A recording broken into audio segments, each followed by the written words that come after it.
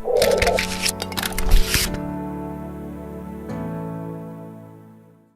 cher. Ouais. Ça veut dire que je suis plus spirituel que toi. Tu te trompes, papa. Au lieu de l'eau, moi, je suis en train de prendre le jus fraîche, en plus, le jus de fruits. Tu ne dirais pas un colo. Regarde-moi, regarde-moi. Papa, le ciel est clair, 21 jours et 20 heures. Le ciel est clair, papa. Connexion céleste fonctionne 100% à moi. Le 21 mars, j'ai ressuscité combien de personnes? 63 personnes, mon cher ami. Tu connais rien de la spiritualité. Oui.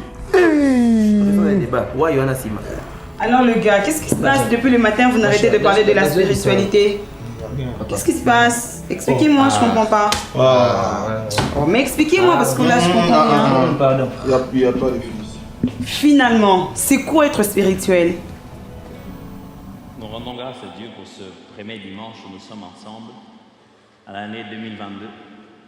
Depuis hier, j'étais en train de chercher qu'est-ce qui a vraiment changé entre 2021 et 2022. J'ai roulé hier pour voir ce qui a vraiment changé. J'ai rien vu.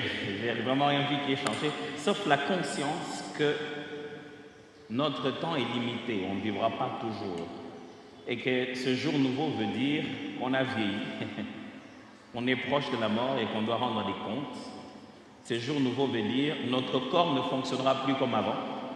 On devrait accomplir les objectifs maintenant. Rien n'a vraiment changé, si ce n'est le fait de se dire il faut être sérieux avec la vie et très vite, parce qu'elle s'en va passer. Pendant ces quelques semaines, en commençant par aujourd'hui, je voudrais m'entretenir avec vous sur ce sujet qu'on a déjà annoncé, spirituel. C'est quoi être spirituel? Pourquoi? Quelle est la motivation derrière cette série? Premièrement, par la grâce de Dieu, je voudrais que chacun de nous puisse apprendre la nécessité d'une vie chrétienne conduite par l'Esprit. Il est nécessaire, si vous et moi nous sommes chrétiens, de vivre conduits par l'Esprit. Il n'y a pas que ça, mais aussi je voudrais, par la grâce de Dieu, pendant ces quelques dimanches, que chacun de nous apprenne à découvrir comment grandir spirituellement. Si grandir physiquement, ça nous arrive avec chaque jour qui passe. S'il y a quelques jours, on avait un âge et puis maintenant on commence à parler en termes d'un autre âge, grandir spirituellement demande de l'intentionnalité. Ça n'arrive pas qu'avec le temps comme ça. Je prie Dieu qu'au cours de cet enseignement, chacun de nous puisse découvrir comment grandir spirituellement. Aide-moi à dire aux voisins, grandir. Troisièmement, c'est aussi pour embrasser la responsabilité de la croissance personnelle. Au bout de cet enseignement, je voudrais que chacun de nous se dise, ok, je dois grandir et c'est ma responsabilité. C'est à moi de découvrir ce que je dois faire pour participer à l'œuvre que Christ est en train de faire en moi, afin de grandir. Et enfin, agir pour un mécanisme personnel de développement des valeurs chrétiennes. Pour un mécanisme personnel. Cette fois-ci, je ne veux pas que vous réfléchissiez pour un mécanisme personnel, non. Que vous puissiez agir en faveur d'un mécanisme personnel pour le développement des valeurs chrétiennes. La dernière fois que j'étais sur cette chaire, j'ai rappelé le fait que quelquefois, à force d'avoir grandi dans nos contextes, on pense que les valeurs s'installent comme ça à force de vivre dans la société. L'enfant vit avec les gens, alors il apprendra à dire merci. Mais on sait nous-mêmes au fond que c'est faux. Pour que l'enfant apprenne à dire merci, on doit lui dire, on doit le rappeler de dire merci, de demander pardon. On doit le faire. Et pourquoi voudriez-vous que les valeurs chrétiennes, qui sont une sémence en vous, puissent se manifester en fruits sans qu'il y ait de l'intentionnalité? Il faudrait agir pour un mécanisme de développement des valeurs chrétiennes. l'intégrité, l'amour, le sens du pardon. Ces choses-là, il faut établir un mécanisme pour se rassurer que vous vivez cela. C'est ça être spirituel. Pour cela, je choisis, bien sûr, vous pouviez l'imaginer, 1 Corinthiens chapitre 2, versets 9 à 16.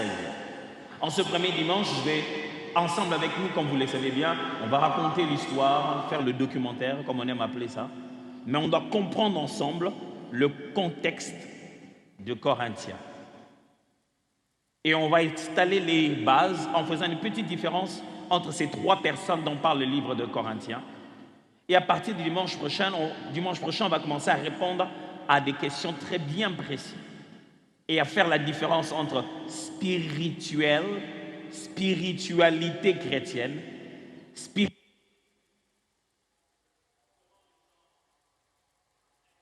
foi chrétienne en tant que des êtres spirituels et comment nous sommes de fois, en fait, je vais dire, trompés par une soi-disant spiritualité qui ne l'est pas.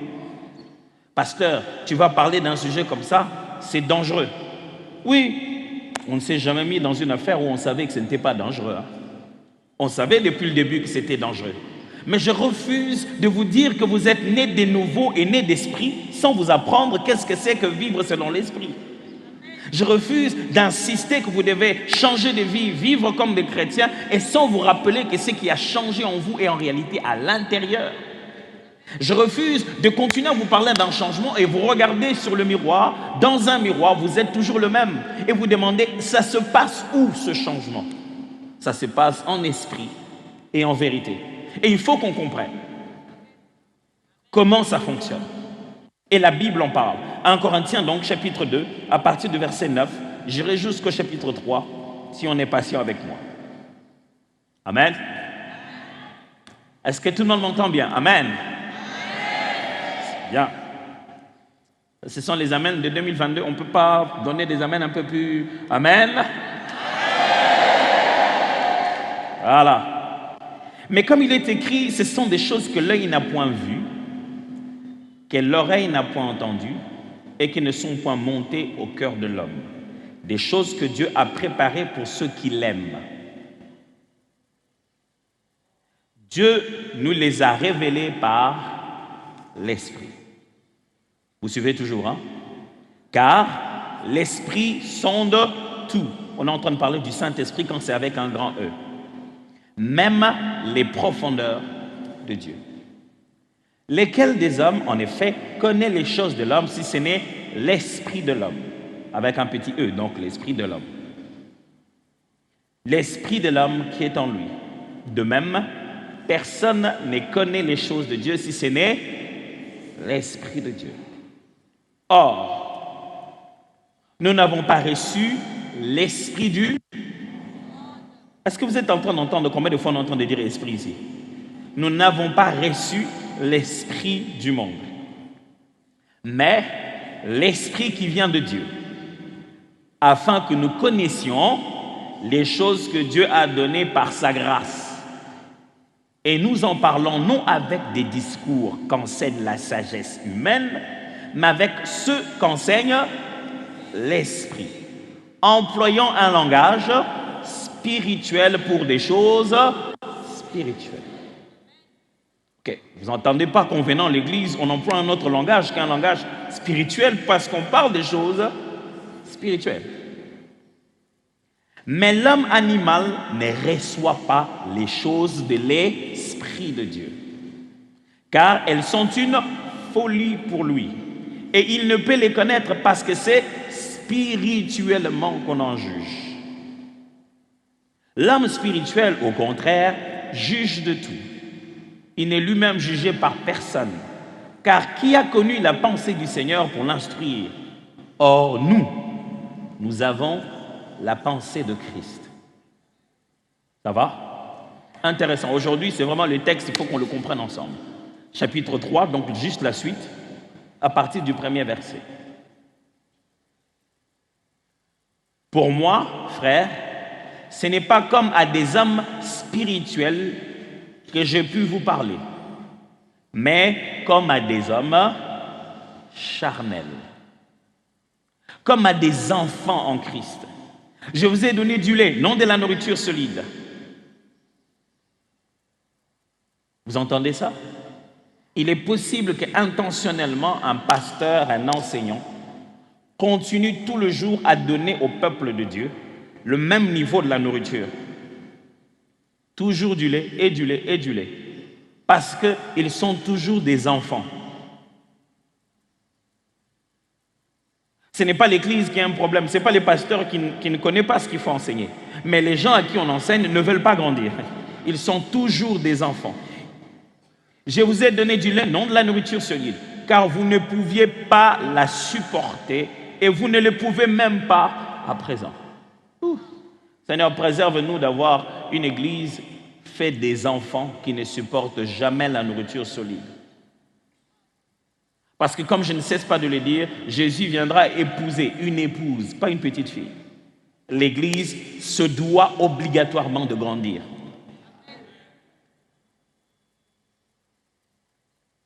Parce que vous êtes encore charnel. En effet, puisqu'il y a parmi vous de la jalousie, des disputes, n'êtes-vous pas charnel? Et ne marchez-vous pas selon l'homme? Quand l'un dit, moi je suis de Paul, et un autre, moi d'Apollos, n'êtes-vous pas des hommes? Qu'est-ce qu'Apollos? Qu'est-ce qu'est Paul? Des serviteurs par le moyen desquels vous avez cru selon le Seigneur, selon que le Seigneur l'a donné à chacun. Nous venons de lire 1 Corinthiens chapitre 2, de 9 à 16, et 1 Corinthiens chapitre 3, de 1 à 5. C'est quoi le livre de Corinthiens? J'ai passé ici un jour, un temps pour vous expliquer. J'ai même mis une vidéo, on a regardé la carte, on a trouvé où se trouve Corinthe. Mais cette fois-ci, on va rester à l'intérieur du texte. Ce livre de Corinthiens, bien sûr, vous le savez, il est écrit par Paul. Mais dès le début du livre, il parle du fait qu'il n'est pas seul, il est avec un certain Sosthène. D'ailleurs, à la fin du livre, il précise que cette fois-ci, c'est lui-même qui écrit de ses propres mains. C'est-à-dire, certaines de ses lettres, Paul les dictait en fait. Il faisait les 100 pas et quelqu'un écrivait. Parce que roué de coups, fatigué, épuisé, il n'était pas toujours en bonne santé quand il fallait écrire. Et quand il finit de dicter, à la fin, dans certaines des lettres, il prenait la lettre, il écrivait lui-même de ses propres mains. Et quand il écrit de ses propres mains, il précise. De fois même, il dit, regardez comment c'est écrit gros, le caractère est différent cette fois-ci. Ça, c'est moi-même. Mais à qui il veut écrire? Lui-même nous le dit dans les textes. Quand vous lisez au chapitre 1, à partir déjà du verset 2, il dit « à l'église des dieux qui est à Corinthe ». C'est-à-dire que les sujets qu'il va traiter se trouvent à Corinthe. Les problèmes, les besoins, les choses dont il va parler concernent Corinthe. À ceux qui ont été sanctifiés en Jésus-Christ, appelés à être saints. C'est-à-dire que je ne suis pas en train d'écrire aux païens, je suis en train d'écrire aux chrétiens. Et à tous ceux qui invoquent en quelque lieu que ce soit le nom de notre Seigneur Jésus-Christ, leur Seigneur et le nôtre. À partir de là, ça signifie que les choses que je vais dire aux Corinthiens sont applicables à quiconque croit en Jésus. Ça donne une portée universelle et plus large au contenu de ce livre. De sorte que quand on regarde des choses qu'il dit aux Corinthiens, ces choses-là sont valables pour tous les frères et sœurs dans le monde. Il ne s'agit pas de Corinthe, il s'agit aussi de Kinshasa. Il ne s'agit pas que de Corinthe, il s'agit aussi de Phila, cité d'exaucement. Regarde le voisin, dis-lui que c'est... On a toujours un documentaire comme ça, dis-lui. Peut-être que c'est la première fois qu'ils viennent. Dis-lui, on a toujours un documentaire comme ça, on ne sait pas changer d'échelle.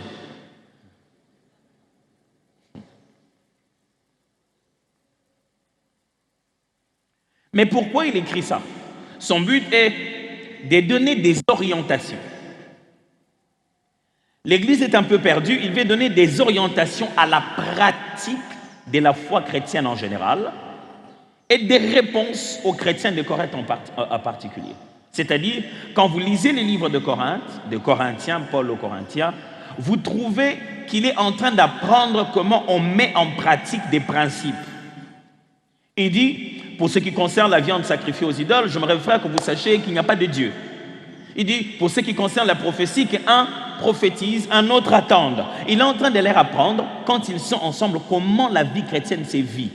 Le but de cette lettre, c'est comme, comment on appelle la chose qui vient avec la télé qu'on l'achète là? Le petit livre qu'on jette tout de suite. On appelle ça quoi? Notice? Quoi? Catalogue? Manuel. Vous savez que nous, on a l'habitude, dès qu'on achète, c'est la première des choses qu'on jette. Et puis on se demande, appelle ça mon nez. Pourtant, c'était écrit dans les choses que tu as arrêtées. Paul est en train de donner le manuel de la foi chrétienne. Si la foi chrétienne est une chose qu'on leur a livrée, il veut leur donner des indications supplémentaires pour mieux le vivre d'après les contextes dans lesquels ils sont. Ils sont déjà chrétiens, ils vivent déjà, mais ils ont rencontré quelques difficultés comme nous tous le rencontrons. On est pentecôtiste, rempli d'esprit, désireux de vivre les choses de Dieu. On commence à les vivre et on se rend compte qu'il y a des excès. Il y a d'à peu près. On se dit, est-ce que c'est normal ce qui se passe là? Mais qui va nous dire quand c'est normal et quand ce n'est pas normal? Rentrons chez Paul. Paul donne donc des réponses. Si on veut comprendre ce livre, on doit comprendre les Corinthiens que Paul décrit ici. Il les voit comment, les Corinthiens de Paul? Quel est le profil de ces chrétiens de Corinthe? Pas tout le monde à Corinthe, mais à ces saints, sanctifiés, rachetés par Jésus. Il les voit comme remplis des dons célestes. Il dit, je rends grâce à Dieu de ce qu'il ne vous manque aucun don. Sachez bien à qui Paul est en train de parler ici. Il dit, mes amis, je vous écris, je vous connais. Je vous connais, vous les gens de Phila. Il ne vous manque aucun don. Il y a des chantres, il y a des prédicateurs, il y a des prophètes, il y a des enseignants. Vous à Phila, il ne vous manque aucun don. Des évangélistes, des pièces de théâtre, et même des fumigènes. Il ne vous manque aucun don. J'ai l'impression qu'il parle vraiment à Phila. 2, il dit qu'ils ne sont pas spéciaux, mais choisis par Dieu. Quand vous lisez les livres, il leur dit encore, considérez, frères, qu'au milieu de vous, il n'y a pas beaucoup de riches, pas beaucoup de personnes aisées. Mais Dieu a choisi les choses faibles pour confondre les sages du monde. Il leur parle à eux, il dit, vous n'êtes pas si spéciaux. Non, mais Dieu vous a choisi. Vous n'avez rien de grave, mais le peu que vous faites a beaucoup d'impact. Vous n'êtes pas le plus grand riche, mais avec ce que vous avez, Dieu fait des grandes choses. J'ai vraiment l'impression qu'il parle à Phila. 3, il dit, des enfants bien-aimés. Il dit, je vous parle comme à des enfants bien-aimés de Paul. Des enfants bien-aimés de l'apôtre. Ah oui, des enfants bien-aimés de l'apôtre. Littéralement.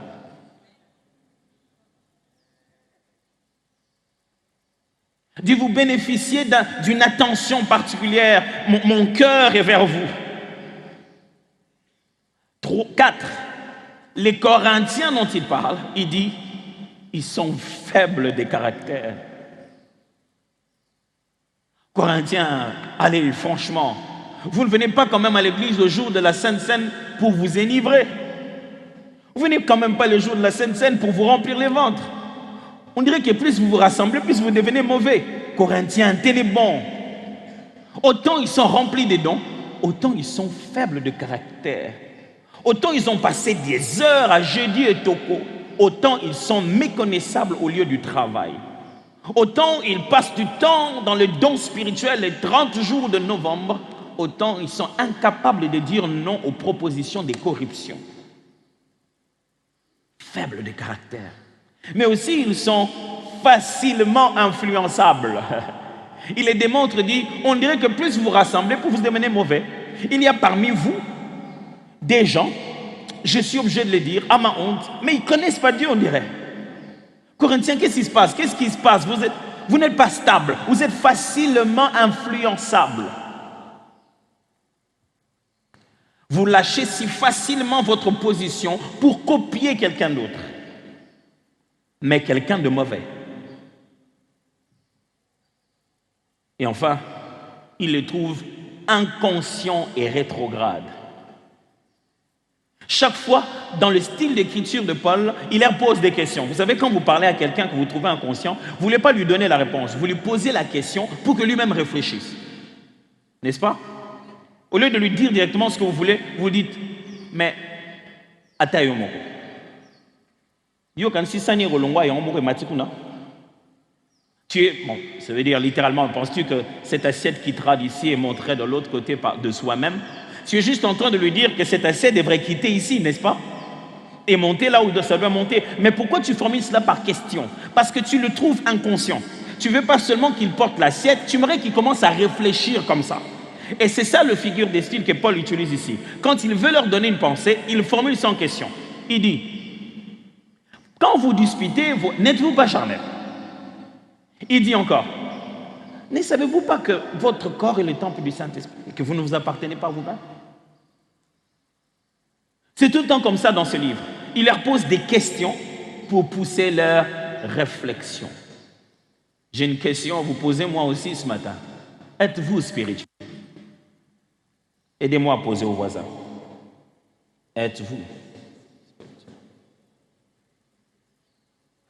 Comme on l'a vu à la vidéo introductive, ce n'est pas parce que tu as 21 jours de prosterner en toi que tu es spirituel. Pasteur, quel point de spiritualité tu fais? Moi, je monte à Manguégué chaque année. C'est vrai. Si donc tout ce qui venait à l'église était spirituel, ce pays devait changer il y a longtemps. Si tous ceux qui se disent nés d'esprit l'étaient réellement, toute la nation serait née de nouveau. Cette nouvelle nature allait absolument influencer. Encore, restons dans les textes. Aujourd'hui, en quittant ici, vous allez aimer les livres de Corinthiens. Je vais vous proposer pour ce dimanche de voir les 6 premiers chapitres, comment il les a résumés, juste résumés.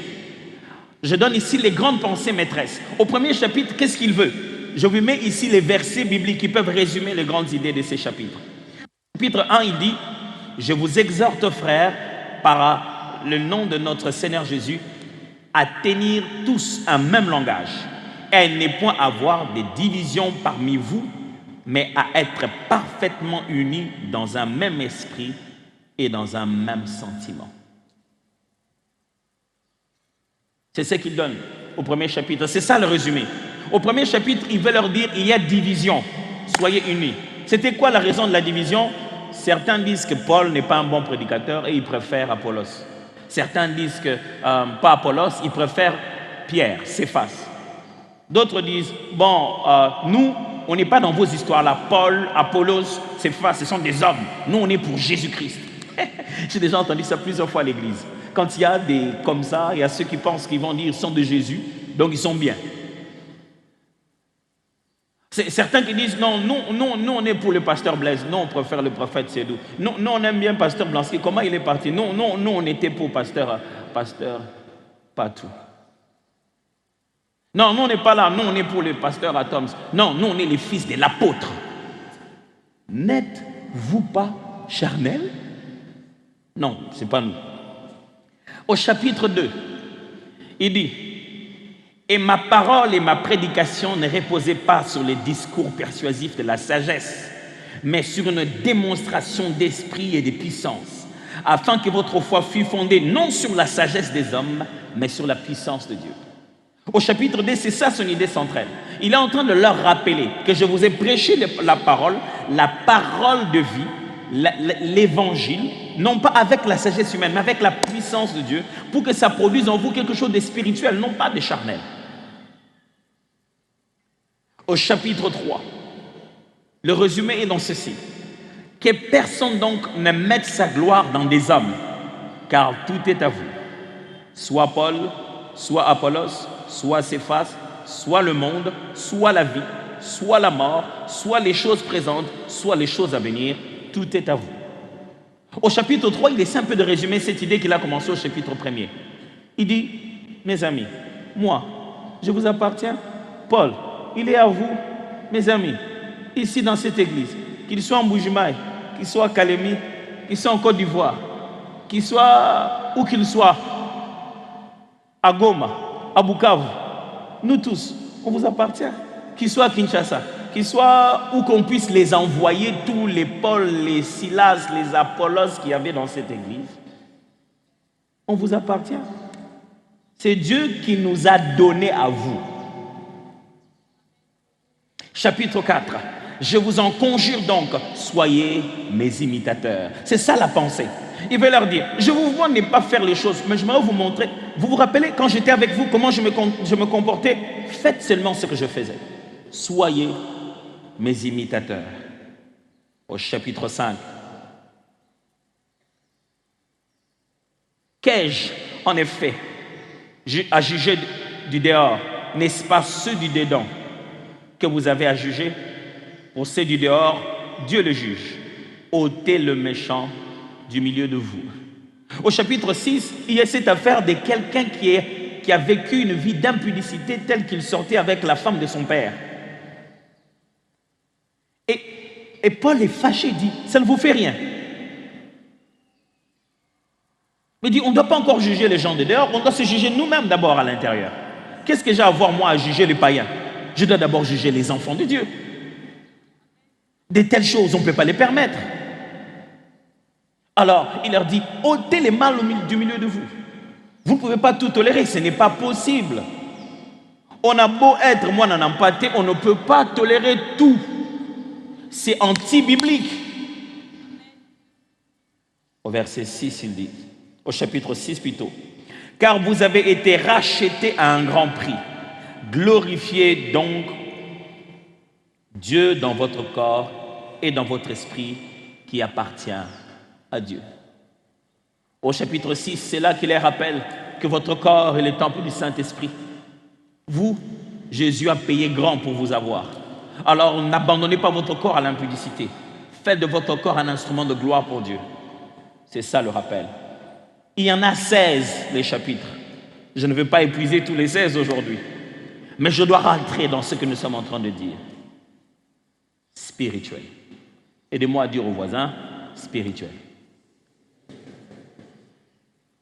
Si le voisin est spirituel, il va te dire spirituel. Aidez-moi à dire au voisin, spirituel. Parce qu'un homme spirituel, au moment où on est en train de se parler les uns les autres, il ne doit pas être lui concentré en train de parler en langue, en esprit, ou en train de dormir et donner l'impression qu'il est concentré. Bon, mais il a l'humilité de dire, normalement, comme tout être humain dans la société, à son voisin spirituel. Changez de voisin, dites à un autre, spirituel.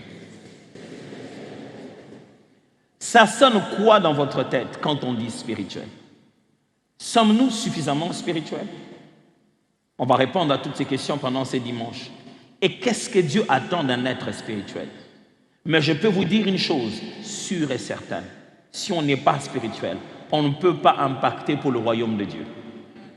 Ça a pris 50 jours aux disciples d'attendre jusqu'à ce qu'ils soient remplis du Saint-Esprit et commencer la mission. Quand Jésus nous a appelés, il ne nous a pas promis de naître de morale et de civisme. Il ne nous a pas promis de naître de bénédiction et de délivrance. Il nous a promis de naître de nouveau, naître d'esprit. Mais avant de comprendre le spirituel, la Bible ici, dans 1 Corinthiens que je vous ai lu au début, parle de l'homme spirituel. Où vous êtes des hommes, à des hommes spirituels que je parle. Mais avant cela, il a parlé d'abord de l'homme dit animal, qui ne comprend pas les choses de l'esprit. Qu'est-ce que c'est qu'un homme animal? En lingala, on dirait quoi? Mutunyama. Ah, le lingala, il est très intéressant. Alors, quand vous dites Mutunyama, vous êtes en train de penser à un homme et un animal en même temps. Non, le mot homme-animal veut simplement dire l'homme sans Dieu. C'est conduisant selon ses désirs instinctifs.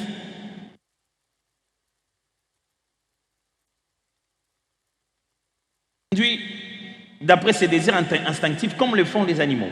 C'est-à-dire, tu as envie, tu le fais.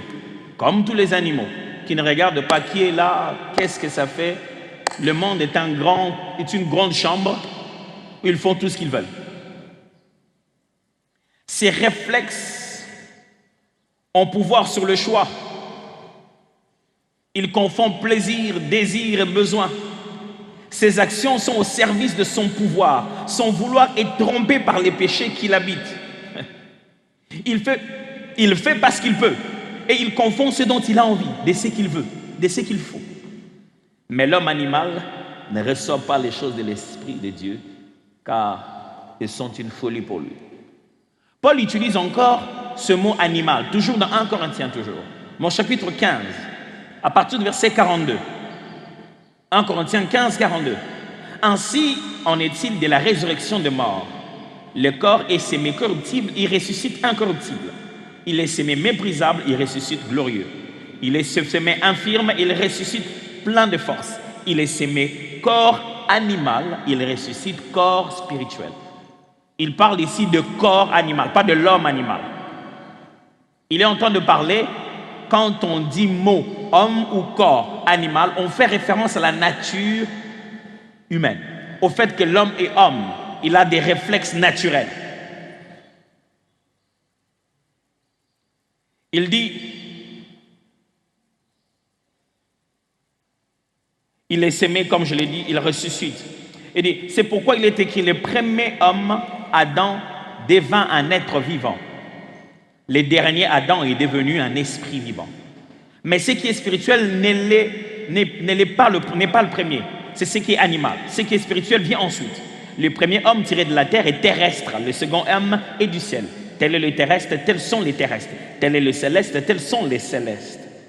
Et de même que nous avons porté l'image du terrestre, nous porterons aussi l'image du céleste. Ce que je dis, frère, c'est que la chair et le sang ne peuvent hériter le royaume de Dieu et que la corruption n'hérite pas l'incorruptible.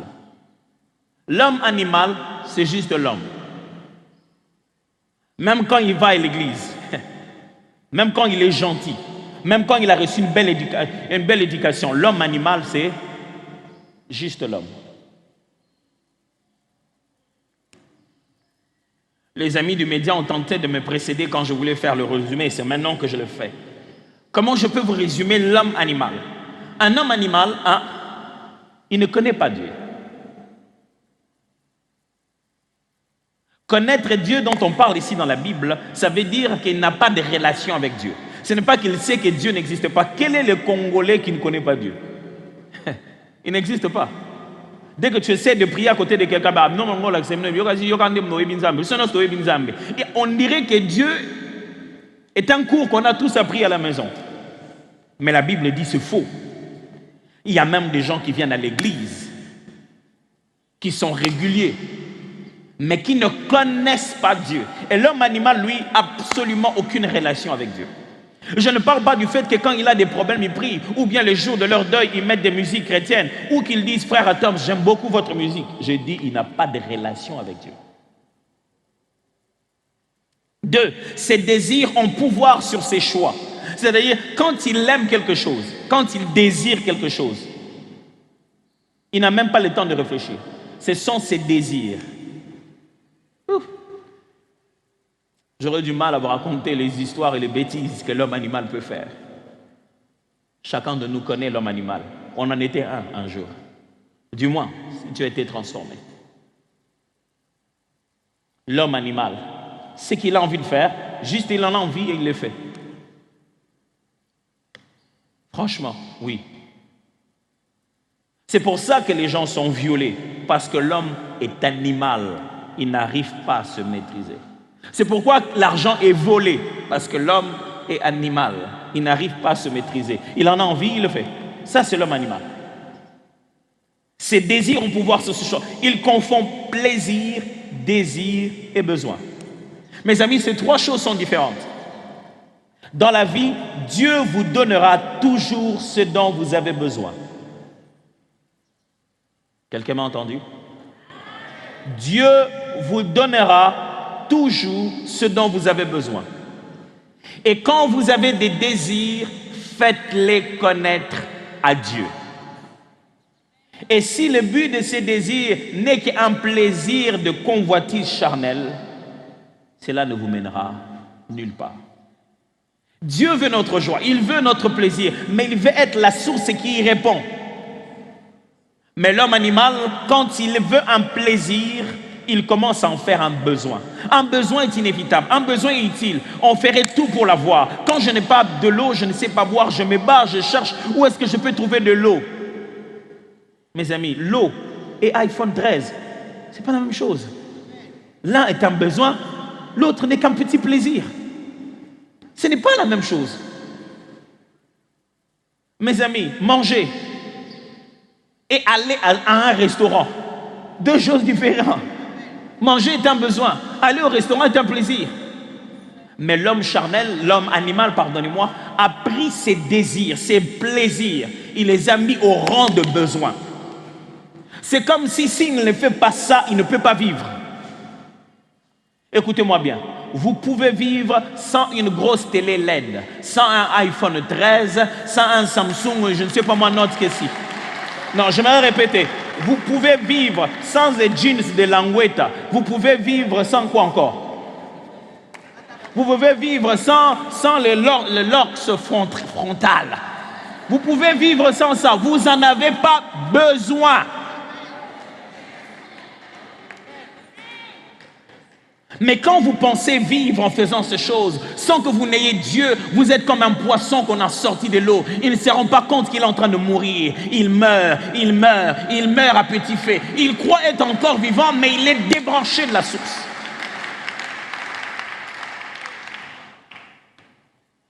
L'homme animal, comment il est?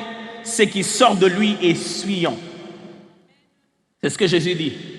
Ce n'est pas ce qui entre qui suit l'homme, c'est ce qui sort. Paul, quand il décrit l'homme animal, il dit l'idolâtrie, l'impudicité, toutes ces choses-là. Il a des pensées qui les suivent.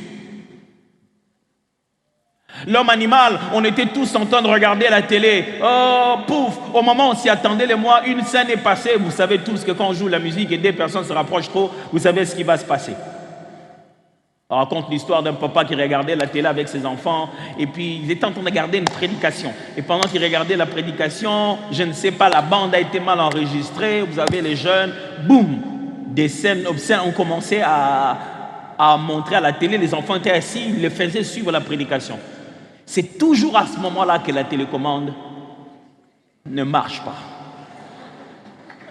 Qu'il a essayé et ça ne marchait pas. C'était tellement brutal, c'était tellement mauvais à voir qu'il n'a même pas eu l'idée qu'il pouvait éteindre la télé. Carrément, il a mis sa main sur la logette, il a coupé le courant. Boum! Quelquefois, il nous faut des solutions fatales comme ça, parce que le péché, c'est mortel. On est tous en train de regarder la télé et à un petit moment, la pub s'est passée. Pour l'homme spirituel, c'est passé. Pour l'homme animal, ce n'est pas passé. Il va ressasser ça. Il va rêver ça. À cause de ce qu'il a en tête, il va faire des choses à des gens ou à lui-même. Il est mal à l'aise. Il est comme un animal. Ça ne passe pas. Ça ne passe pas. Vous faites un piège à rats, ça fait des milliers d'années. Les rats savent que c'est qu'on met des fromages dans des boîtes comme ça, avec ces systèmes, c'est pour nous attraper. On continue à les attraper jusqu'aujourd'hui. Homme, animal. On a dit à tout le monde, reste avec ta femme. Cette histoire de sortir avec la secrétaire, ça va te coûter la vie. Jusqu'aujourd'hui, ils continuent toujours à faire la même bêtise. Ne faites pas ça du pouvoir. Quand vous avez le pouvoir, apprenez à prendre compte du peuple. Ne volez pas pour mettre dans vos propres poches. Un pouvoir passe, un deuxième passe, un troisième passe. Ils connaissent exactement les mêmes bêtises. On dit, attention jeune fille, tu es encore très jeune. Ce n'est pas le moment d'être tout le temps sur les talons. Ce n'est pas le moment de dire non à tout le monde. Parce que le monsieur de Novelas ne va pas t'épouser. Mais encore et encore, il continue à vieillir, à commettre les mêmes bêtises. L'homme animal, il est vraiment animal. Ça fait combien de temps que les poissons auraient dû comprendre que quand on leur envoie un ver de terre, ce n'est pas un cadeau. Mais ils s'attrapent et boum, on les sort. Jusqu'aujourd'hui, avec l'homme animal, les mêmes méthodes du diable marchent. Le diable n'a pas besoin d'échanger de fusil. d'épaule. Il fait les mêmes choses pour l'être humain depuis longtemps. Et ça marche jusqu'aujourd'hui. Il sait comment t'énerver. Il sait comment briser les relations. Il suffit que quelqu'un vienne dire tu sais d'ailleurs, il y a lui que je n'ai jamais compris. Pourquoi une description imparfaite de ma personne devait être source de douleur. Quand quelqu'un n'arrive pas à voir précisément ma tête, c'est qu'il a un problème avec ses yeux. Je connais la proportion de mon corps et s'il décrit ça de manière incorrecte, c'est que c'est lui qui est malade.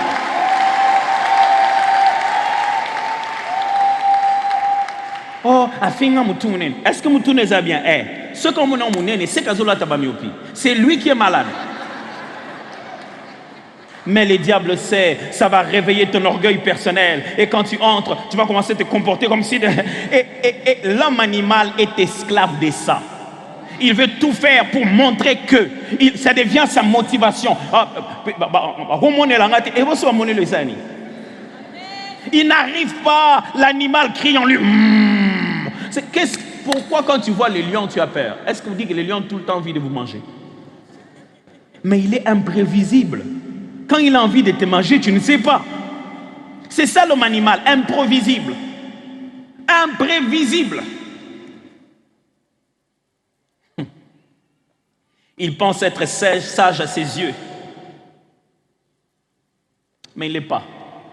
C'est lui qui vous explique la sagesse. Il dit, mais écoutez, vous, quand vous allez dans vos églises là, écoutez, il est toujours très sage.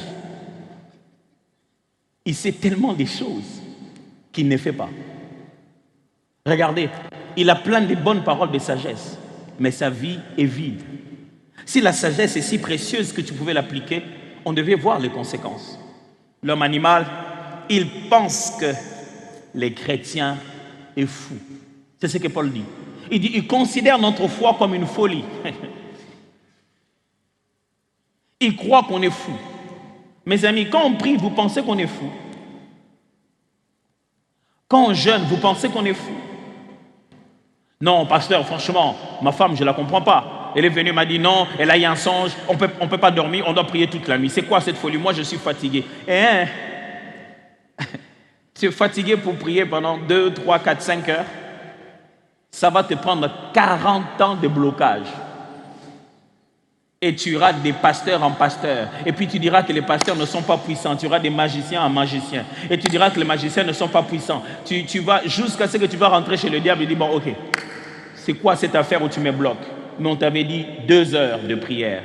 Tu avais dit, mais c'est une folie, c'est quoi cette affaire? Pasteur, ma femme me demande d'entrer dans ma chambre, de commencer à lire la parole à haute voix. Moi, je sens ces choses. C'est mon travail qui a un problème. Je ne veux pas régler ça dans la chambre. Ah, tu ne sais pas que ce qui se voit est animé par ce qu'on ne voit pas? Tu penses que ceux qui font ça à ton travail sont aussi au travail? Ils sont loin dans une forêt en train d'agir chez toi en Europe et on te demande d'entrer dans ta chambre, de prier ton Père qui est dans les lieux secrets pour affecter quelque chose au bureau. Tu ne vois pas le lien, tu penses que c'est une folie, alors c'est bon, nous on est fous et on est d'accord. Ce que j'essaie de vous dire, c'est que nous sommes en train d'entrer, nous sommes entrés dans une année de folie. Il faut finalement que tu sois fou jusqu'au bout.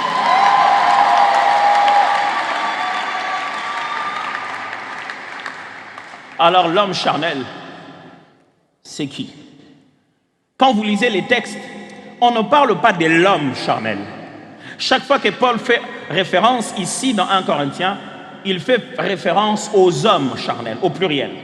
Parce qu'il y a des problèmes qui ne sont pas seulement liés à un comportement individuel, il y a aussi des comportements collectifs. Il dit parce qu'il y a des disputes, il y a des querelles, n'êtes-vous pas charnels? C'est-à-dire on ne se dispute pas seul, on ne se querelle pas seul. Cet échange-là collectif démontre une race des hommes charnels. Être charnel, c'est un état anormal des chrétiens. Un chrétien ne devrait pas être charnel. C'est là ici d'une faiblesse de caractère. Un manque de comportement adéquat. Une attitude pareille à celle d'un homme animal. Pour Paul, un charnel, c'est déjà un chrétien. Mais il continue à se comporter comme un animal. C'est ce que Paul ne veut pas que les Corinthiens continuent à être. Pour cela, il leur démontre les choses qui prouvent leur dépravation. Il dit, mes amis, je dis que vous continuez toujours à être comme des hommes animaux.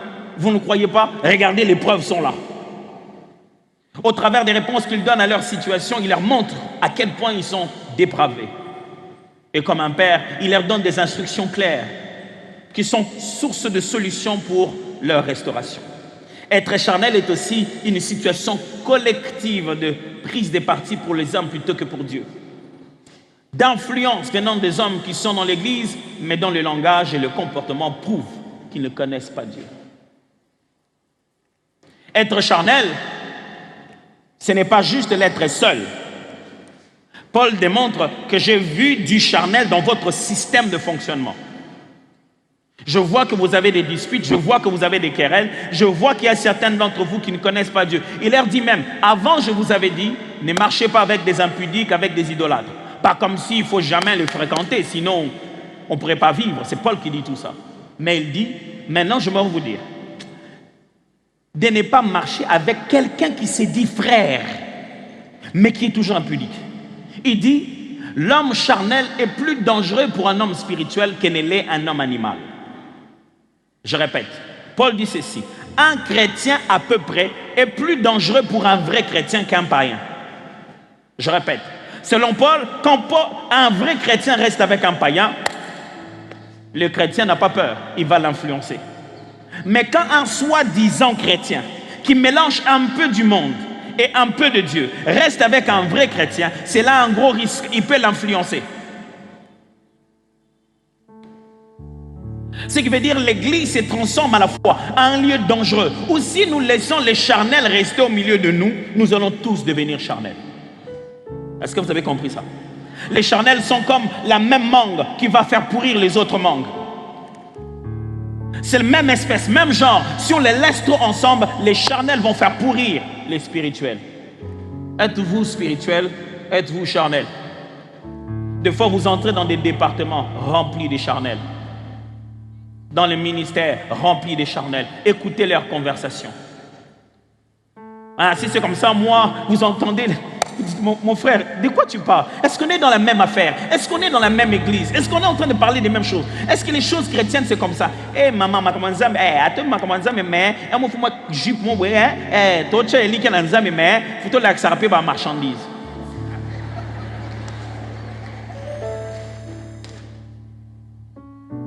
Est-ce qu'on croit au même Jésus? Si de telles personnes continuent à rester de cette manière, Paul prédit, Paul dit, Paul ressent que ça va devenir une influence collective. Au bout d'un moment, il n'y aura pas qu'un charnel, il y aura des charnels. Selon Paul, les charnels, ils sont comment? Eh bien, ils sont des chrétiens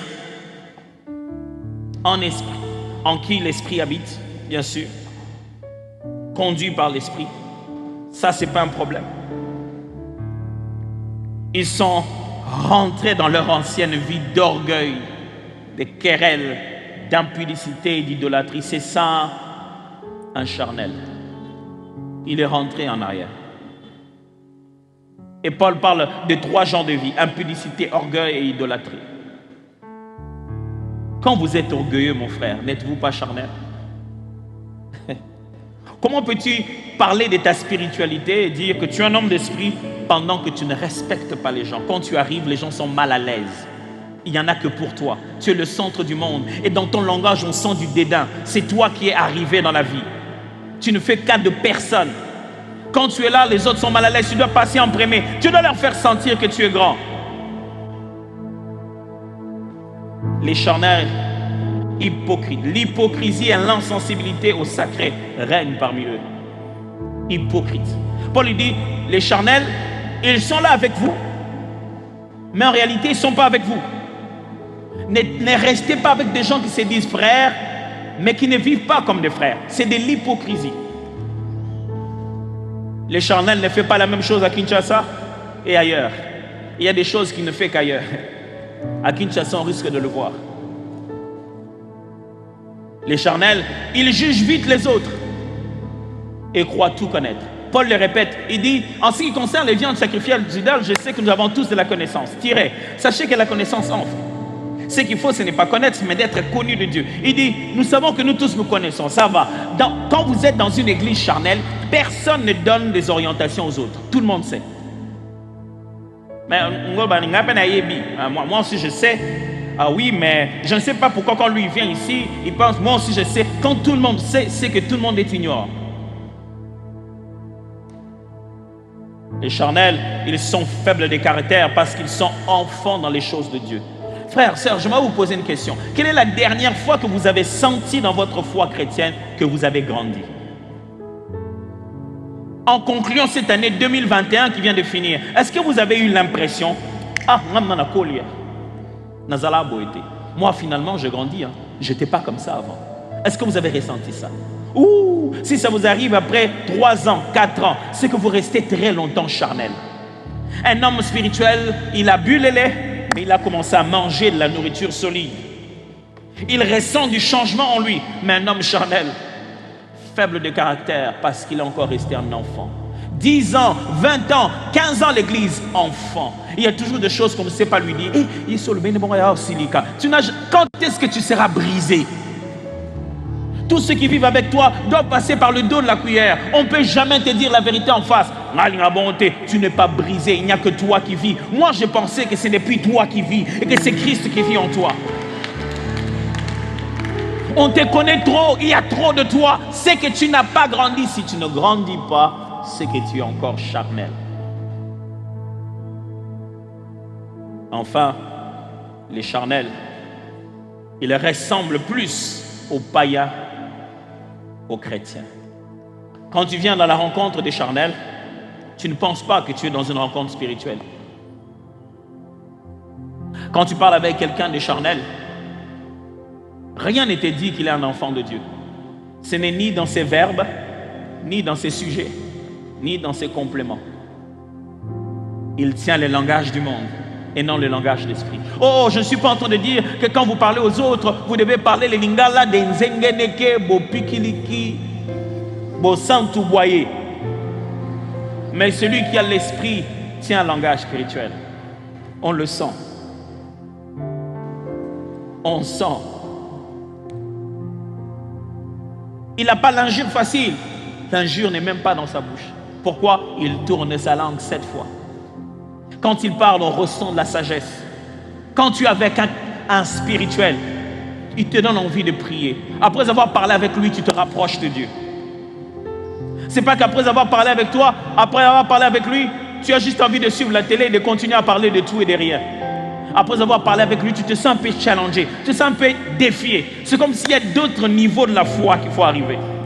Seigneur, donne-nous des frères et des sœurs, quand ils se rencontrent, ils deviennent meilleurs. Seigneur, donne-nous une église où plus on se rencontre, plus on devient mature. Plus on est ensemble, plus on est meilleur. Seigneur, donne-nous des missions, des départements, des groupes, des réunions, des rencontres où on devient spirituel. Pas où on vient juste rester comme on était avant. J'ai une question pour vous. Qu'est-ce qui a changé entre 2021 et 2022? Moi, je veux vous dire. Oui, moi, je veux vous dire. Dieu veut travailler avec ceux qui sont spirituels. Êtes-vous spirituel ou êtes-vous encore charnel?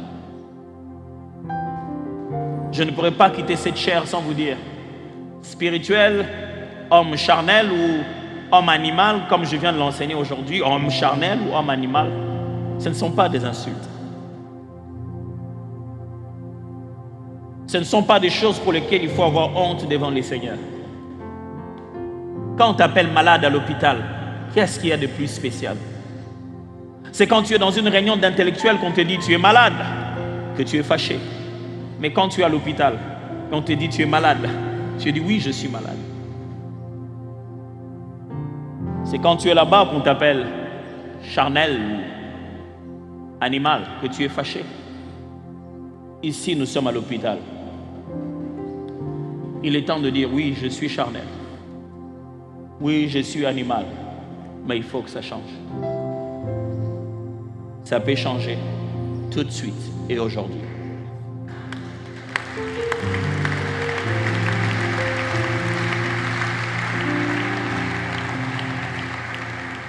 Cette série parlera de caractère, parlera de vie pratique, parlera de transformation de personnes.